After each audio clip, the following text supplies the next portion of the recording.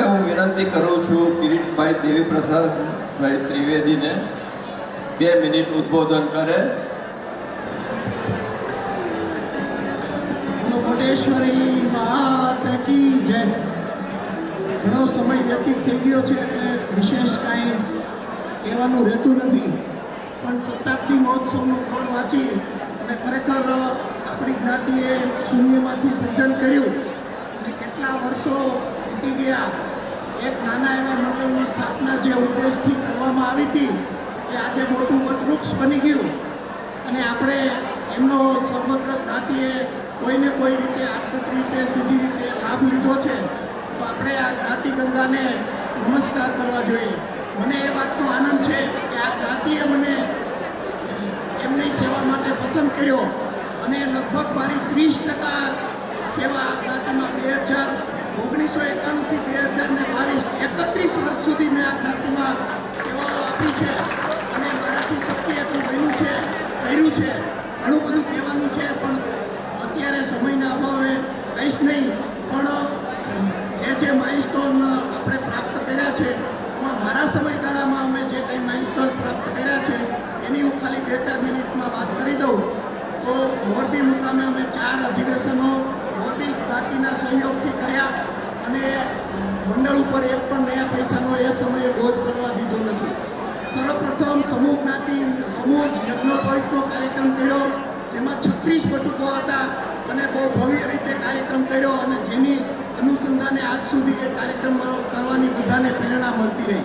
પછી એક મોરબી મુકામે અમે ભવ્ય રીતે રમતોત્સવ પણ કર્યો હતો જે જ્ઞાતિમાં ત્યાર પછી લગભગ રમતોત્સવ આપણે કરી શક્યા નથી.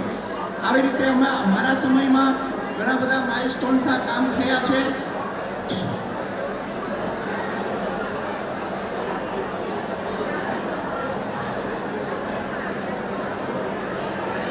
હલો, 1997માં કન્યા છાત્રાલયમાં અમે માનનીય રસિકભાઈ ભટ્ટના પ્રમુખ નેજા હેઠળ ચાલુ કર્યું. ત્યારે પણ સંજોગો હું મંત્રી તરીકે હતો.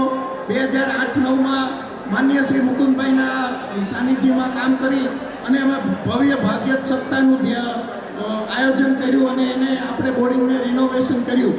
આજે જે કાંઈ 1991માં આપ રિપોર્ટ જોઈ શકશો કે આપણી પાસે કેટલી ફિક્સ હતી અને મેં 2022માં છોડ્યું ત્યારે કેટલી ફિક્સ હતી આંકડા કહેવાની જરૂર નથી, સ્ટોક છે. પછી આપણે જે કાંઈ અત્યારે સોશિયલ મીડિયામાં જોઈ રહ્યા છો એની વેબસાઇટ બનાવવાનું સંપૂર્ણ યશ અમે જયભાઈ આપણે જીતેનભાઈને આપીશું. જીતેનભાઈના વખતમાં અમે આ વેબસાઇટ શરૂ કરી અને સોશિયલ મીડિયા અને આપણને ઇલેક્ટ્રોનિક મીડિયા તરફ લઈ ગયા. પ્રેરણાદાયી મારા માર્ગદર્શક જો કોઈ હોય તો છોટુભાઈ શુક્લ, સ્વર્ગસ્થ નટુભાઈ જાની અને અત્યારે શ્રી સુરેશભાઈ ત્રિવેદી, આ 3 મારા સંપૂર્ણપણે માર્ગદર્શક રહ્યા છે. સૌથી વધારે આભાર મારા પરિવારનો, મારા બાળકો, મા બાપ કે જેણે પોતાના મંડળના સમય દરમિયાન મને ખૂબ સાથ અને સહકાર આપ્યો છે. સૌથી સંવેદનશીલ મેં 11 મંત્રીઓ પ્રમુખ નીચે કામ કર્યું છે. મારી નીચે મારા સહિત 11 પ્રમુખ હતા.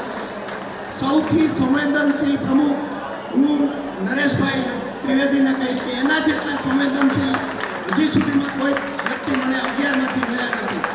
સૌથી સારા અને હસમુખા જો કોઈ મને મંત્રી પ્રમુખ મળ્યા હોય તો જયેન્દ્રભાઈ ત્રિવેદી, જેને નાનુભાઈના અમારે આજની તારીખે એમની સાથે એવા રિલેશન રહે કે અમે રમૂજ જ કરી છે. 2 વર્ષ દરમિયાન ઘણા બધા કાર્યો કર્યા અને જ્ઞાતિએ મને ખાસ તો આ સેવા કરવાની તક આપી.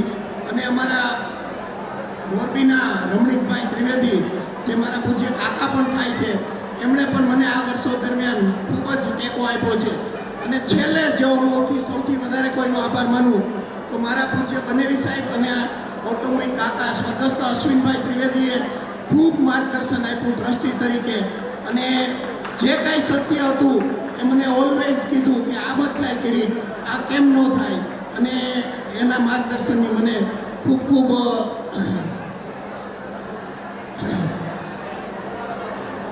પ્રેરણા મળી અને એમના દ્વારા જ અમે આ બધું કરી શક્યા છીએ. જ્ઞાતિએ મને આટલી તક આપી ખૂબ ખૂબ આભાર. બિપિનભાઈ, થેન્ક યુ.